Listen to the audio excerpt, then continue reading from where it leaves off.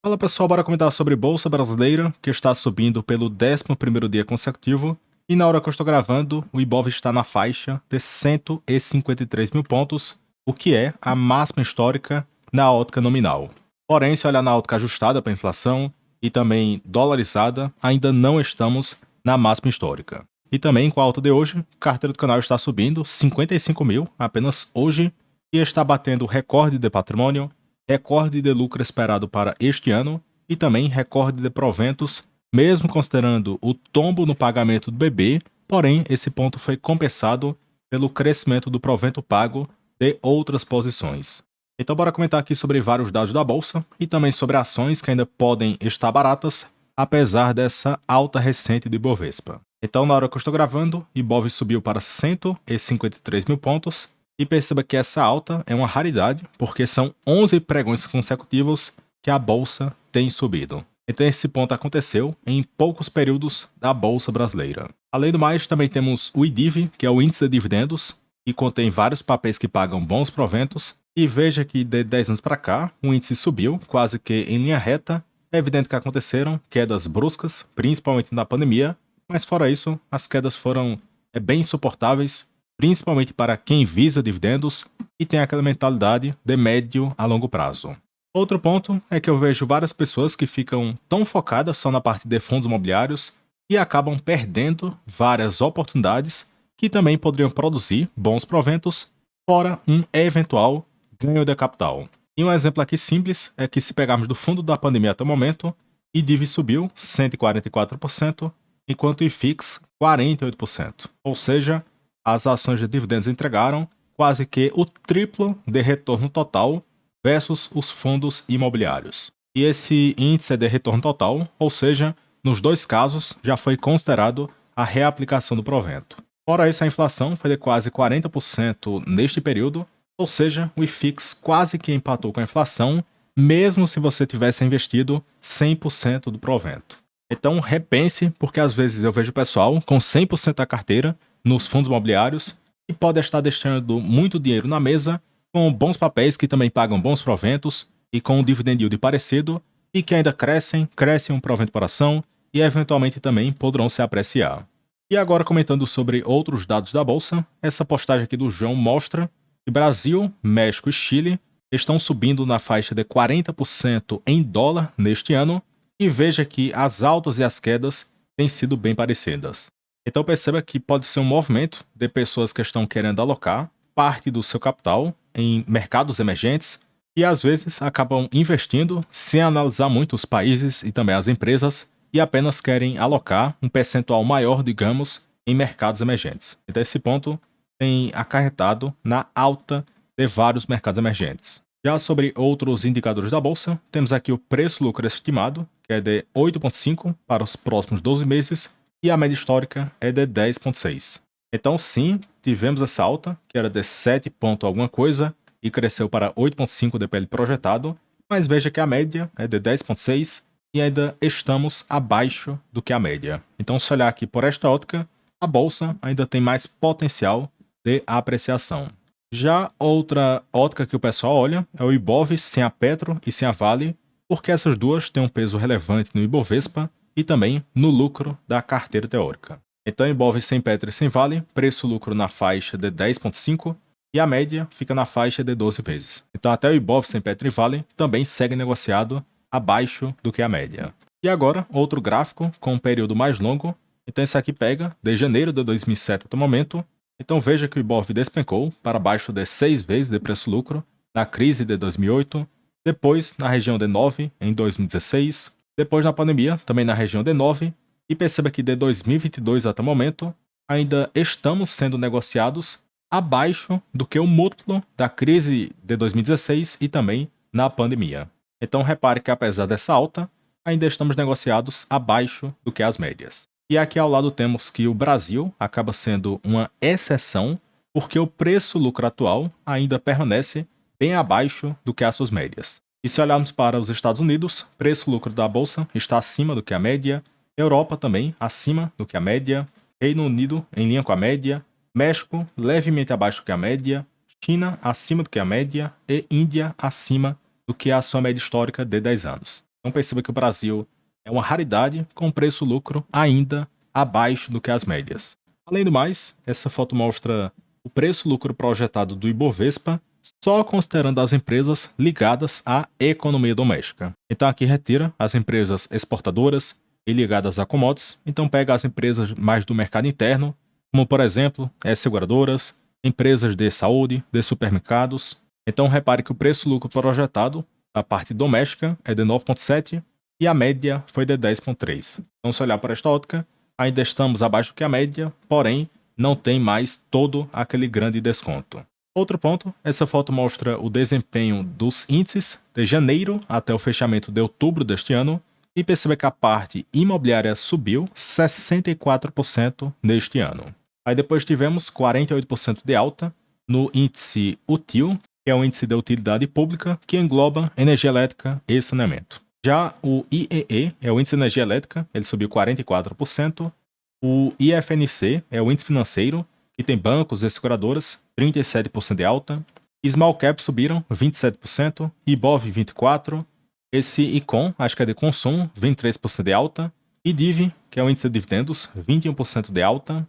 E também temos aqui o IMAT, que é o índice de materiais básicos, que tem Vale, Klabin, Suzano, Irani, que só subiu 3% neste ano. Então, até o momento, a pior performance tem sido principalmente para empresas de mineração, siderurgia e também papel e celulose. Já outro grupo, que também aparentemente segue bastante atrativo, é a parte de Small Caps, e Small Caps são empresas com baixo valor do mercado. E, em particular, a classificação do mercado para ser um Small Cap é que ela tem que possuir um valor de mercado em bolsa abaixo do que 10 bilhões. Então, se olharmos aqui para a parte de Small Caps, preço-lucro estimado de 9,5, o que fica abaixo do que a média de 13,8. Então, a parte de Small Caps ainda não aconteceu todo esse rally. Outro ponto, essa foto mostra que a razão de Small Caps por Ibovespa está na menor relação desde janeiro de 2016 até o momento, e também perceba que existe uma correlação com o aumento na taxa Selic. Porque esse gráfico aparece a Selic em preto, só que invertido, e repare que este pico em preto, em 2020, foi quando a Selic bateu 2%. E agora, Selic em 15%, e essa relação Small Caps por Ibovespa permanece caindo. E se acontecer um ambiente de juros menores, a tendência é que as Small Caps irão subir de forma mais acelerada frente às empresas grandes da Bolsa. E esse outro estudo feito pela Trígono evidencia esse ponto, porque para cada 1 ponto percentual de corte na taxa Selic, o índice Small Cap subiu 11,5%, enquanto o Ibov 6,4%. Ou seja, nos períodos de corte de juros, as Small Caps, para cada ponto percentual de corte, elas sobem quase que o dobro do Ibovespa. Então, aparentemente, ainda temos certa mola comprimida na parte de Small Caps, que podem entregar uma performance bem diferenciada, principalmente no médio prazo. Porém, essa parte de Small Caps não é para qualquer investidor que está se aventurando e não conhece as empresas, então tem que estudar, tem mais risco, tem menos informações sobre Small Caps, então se você não sabe onde está se metendo, tente focar nas empresas mais grandes da bolsa. Já sobre outro gráfico bacana, essa foto mostra o preço-lucro estimado por setor. Então veja que tecnologia, utilidade pública, saneamento, papel celulose, mídia e telecom, alimentos e bebidas estão com a relação de preço-lucro mais elevada. Enquanto isso, veja bancos por um PL projetado de 7,8, mineração e siderurgia 7,2, petróleo e gás 6,3 e agro apenas 2,6, mas acho que ficou distorcido. Então veja que ainda temos setores cotados por um baixo preço-lucro. Além do mais, essa foto mostra as ações mais vendidas da Bolsa Brasileira. Então esse indicador relaciona o percentual de ações em circulação vendidas a descoberto. Ou seja, que o especulador vendeu a empresa sem possuir o papel em carteira.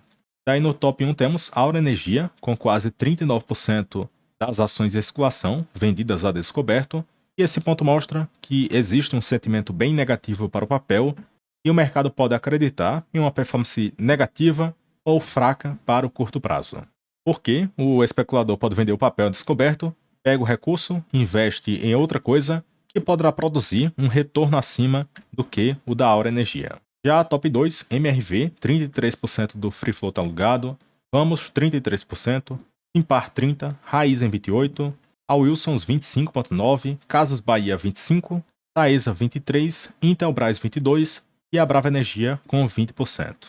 E também no caso da Taesa, muitas pessoas perguntam por que a empresa possui uma grande quantidade de ações vendidas a descoberto. Então esse fato acontece porque boa parte do mercado estima que a Taesa entregará IPCA mais 6% ao ano de retorno, e hoje temos vários papéis que poderão entregar IPCA mais 9, IPCA mais 10, IPCA mais 12, ou seja, o cidadão pode vender a Taesa, pega o recurso e acaba alocando em outras coisas que poderão produzir um retorno melhor. E esse fato aqui não quer dizer que a Taesa irá desabar na cotação, e às vezes pode ser esse racional que eu destaquei, eles acham que a performance não será tão boa e acabam investindo em outra coisa que poderá entregar uma performance melhor. Além do mais, tem outro indicador, dias para cobrir a posição vendida. Então, se eu pegar aqui no caso da Brasil Agro, tem 114 milhões de reais de posição vendida na empresa, e se dividirmos pela liquidez média diária, o pessoal precisará de 36 dias para recomprar toda a posição vendida. E agora, no caso da Taesa, temos 35 dias para recomprarem tudo, a Aeres, 32 dias, Boa Safra, 26 dias, SLC, 26, Engie Brasil, 23,7, Aura Energia, 22 dias, e Banco do Brasil, 21 dias para conseguirem recomprar toda a posição vendida. E essas aqui tem a cautela se você quiser operar vendido, porque perceba que já temos um indicador elevado de dias para recomprarem a posição vendida em relação à liquidez do papel, e repare que se acontecer algum fato positivo na empresa e ela disparar na cotação, veja que poderia acontecer uma correria para o papel e os vendidos teriam que recomprar por preços mais elevados, o que poderia intensificar ainda mais a alta do papel. Então tem que ter cuidado na parte de especulação, porque às vezes pode fugir de controle, aí o cidadão acaba levando uma perda substancial. E um exemplo recente foi até com a Engie Brasil, e do nada a empresa decolou dos 35 e até chegaram a bater os R$ 49. Então nesse período também aconteceu uma grande correria para o pessoal comprar os papéis da empresa, aí depois rapidamente a empresa desabou uns 20% na cotação. E esse fato pode acontecer nessas empresas muito vendidas, e do nada o ânimo pode voltar para o papel, muitas pessoas comprando, e ainda teria a pressão compradora dos vendidos para recomprarem a posição vendida.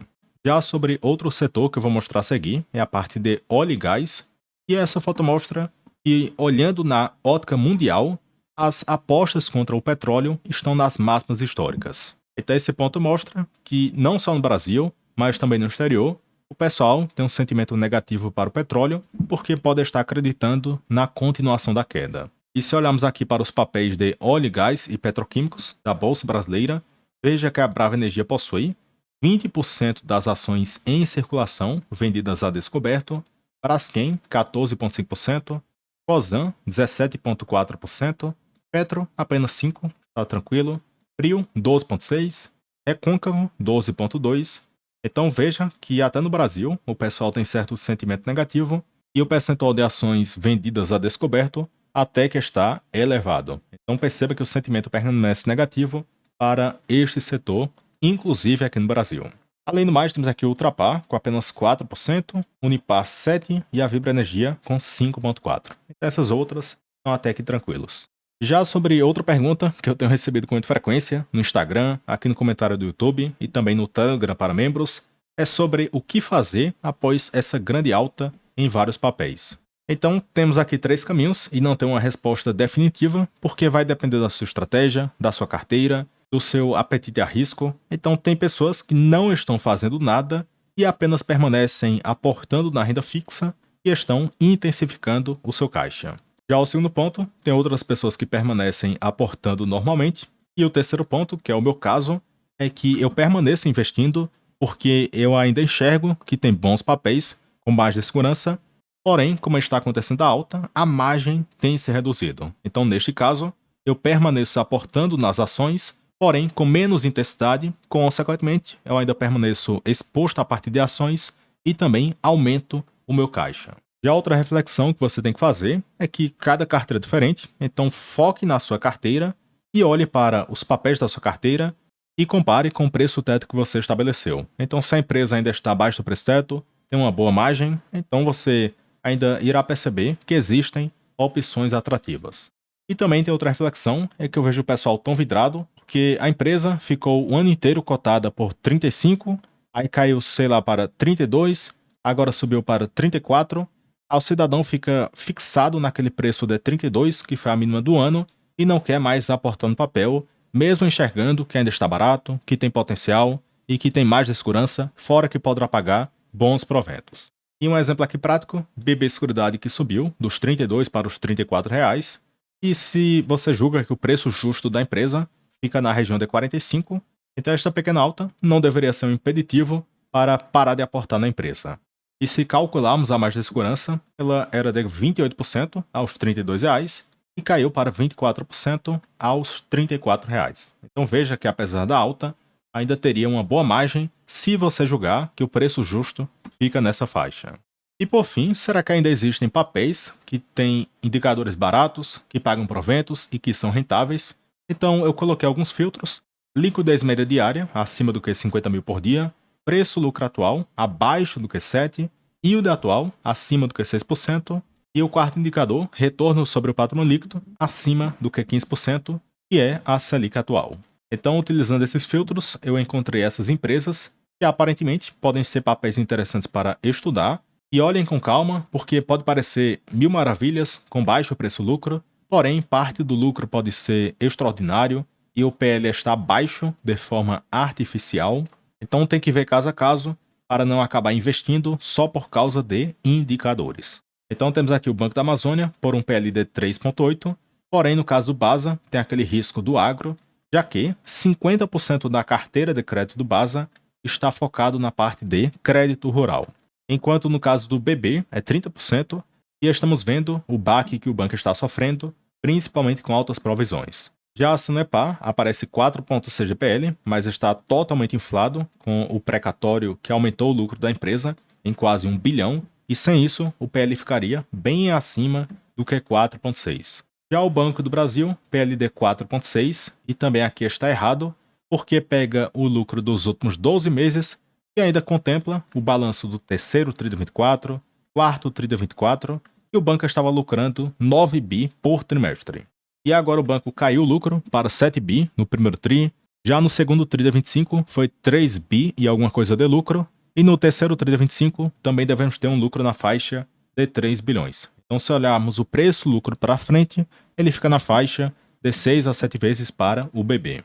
O que neste caso ficaria em linha com a média histórica da empresa. Então, neste patamar de preço, eu não acho o Banco do Brasil barato e também que ele deverá pagar baixos proventos para acionista até na região de 4% em função da cotação atual.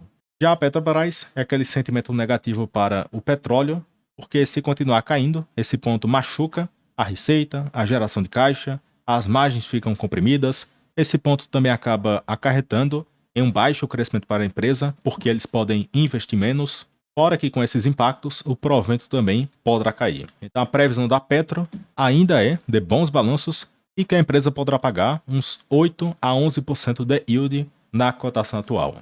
E algo realmente bem fora da curva é que se você pegar a Petro e comparar com seus pares, veja que a empresa lucra praticamente a mesma coisa e ela vale um terço do valor do mercado do que os seus pares. Então o mercado coloca um grande desconto na Petro, que na minha visão não deveria ser tão exagerado assim. Então eu concordo que tem que ter um desconto na estatal versus uma empresa privada bem tocada, que o risco pode ser bem menor, porém aparentemente o desconto é bem exagerado. Já a CEMIG, o lucro também está inflado e o PL aparece de 5 e o recorrente deve ficar na faixa de 7 a 8 vezes. Já a Irani, o PL também está inflado com efeitos pontuais e sem isso deve ficar na faixa de 8 a 10 vezes. Já a Dexus, PL de 5, 6% de yield, Vulcabras, preço-lucro de 5,4 e também está distorcido, com efeitos pontuais do segundo e terceiro TRI de 25, e também no quesito yield, a empresa deverá pagar mais de 20% neste ano. Porém, cuidado com este ponto de yield extraordinário e tente olhar para o recorrente da empresa, que deverá ficar na faixa dos seus 8 a 10%, que por sinal já é um baita dividend yield. E agora temos Grendene, PL abaixo do Q6, 11% de yield, e pagam proventos trimestrais. Já a Cambuci, preço-lucro de 6, Marco Polo, preço-lucro de 6,2, porém o terceiro TRI da empresa foi fraco e a empresa desacelerou aqui no Brasil. Então, com esta queda recente na cotação, esse ponto pode ser um sinal que o mercado pode estar acreditando em uma piora no resultado. Já a Energisa, temos aqui 6 de preço-lucro e também o lucro está inflado, então cautela. Shows 6,3 de PL, e aqui é recorrente. Valide 6,5 e a Celesc 6,6. E eu acho que o PL da Celesc ficará na região de 5, porque a perspectiva é pelo aumento do lucro da empresa, já que a empresa segue crescendo, estão controlando custos e recentemente também aconteceu um forte reajuste tarifário que, se não me falha a memória, foi de 13% a 15%. Então, só nesse ponto, a receita dará um salto ainda para o curto prazo. Além do mais, tem outros indicadores aqui: dividend yield, margem líquida, liquidez corrente, retorno sobre o capital investido, retorno sobre o patrão líquido, liquidez média diária, patrimônio líquido e também crescimento médio na receita da empresa de 5 anos para cá. Então perceba que, colocando alguns pequenos filtros, ainda conseguimos encontrar coisa boa que aparentemente ainda segue barata e que poderá pagar bons proventos. E como eu fiz alguns alertas, tenha cautela, porque alguns papéis o lucro está inflado e na prática o preço-lucro pode ficar bem maior. E por fim, tem um quadro que eu sempre mostro, é sobre o histórico do retorno anual do IBOV desde 97 e também as quedas máximas que aconteceram em cada ano. Então, digamos assim, em 2000 o IBOV entregou, de janeiro até dezembro, menos 10,7% de retorno, e a pior queda máxima naquele ano foi de 30%. Então suponha que o Ibovespa era de 10 mil pontos na época, e uma queda máxima de 30% significa que o Ibov caiu, digamos, de 10 mil pontos para 7 mil pontos. E no final do ano, ele encerrou com 9 mil pontos. Então, se olharmos em relação do pico até o fundo, a queda máxima foi de 30%. Então, se olharmos aqui de 97 até 2025, a média da queda máxima foi de 26,7%.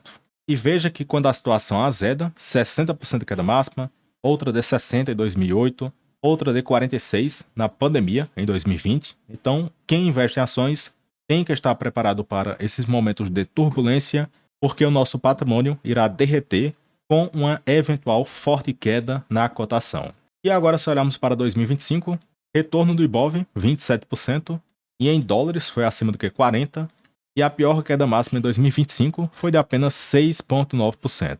Então veja que este ponto é uma raridade em relação ao histórico, pegando de 97 até o momento. Então, se olharmos aqui exclusivamente para dados, aparentemente podemos ter quedas interessantes a qualquer momento. Então, na dúvida, se a margem de segurança caiu e você acha que tem poucas opções para aporte, permaneça aumentando o seu caixa, porque eventualmente novas oportunidades poderão aparecer. Então, pessoal, o vídeo ficou longo, mas comentamos aí sobre vários pontos bacanas da Bolsa Brasileira, indicadores, o que fazer nesse momento de alta e também sobre papéis que ainda poderão estar baratos, apesar dessa alta na cotação. Então, comenta aqui abaixo o que é que você tem feito na sua carteira, se ainda permanece comprando ou vendendo, ou se não tem feito nada. E também deixa aqui o gostei no vídeo, se inscreva no canal e também considere se tornar membro aqui no meu canal do YouTube para ter acesso a mais de 700 vídeos para você aprender a investir melhor. E fora os vídeos, tem planilhas com preço de projeções, tem minha carteira aberta, meus aportes, ações que eu sigo de olho e muito mais. E aquele ponto, assinando agora, caso você não goste, é só clicar em compras e assinaturas e cancelar em um clique. E também tem várias pessoas migrando para o BTG Pactual com o parceiro do canal, Casa Capital, e estão conseguindo uma boa assessoria no BTG, bons benefícios na corretora, na conta corrente, também tem um cartão Black, fora que estão operando em uma boa corretora com bons aplicativos. Aí caso você queira migrar para o BTG, clica aqui no link na descrição do vídeo e o pessoal entrará em contato com vocês. Então, pessoal, até o próximo vídeo e forte abraço.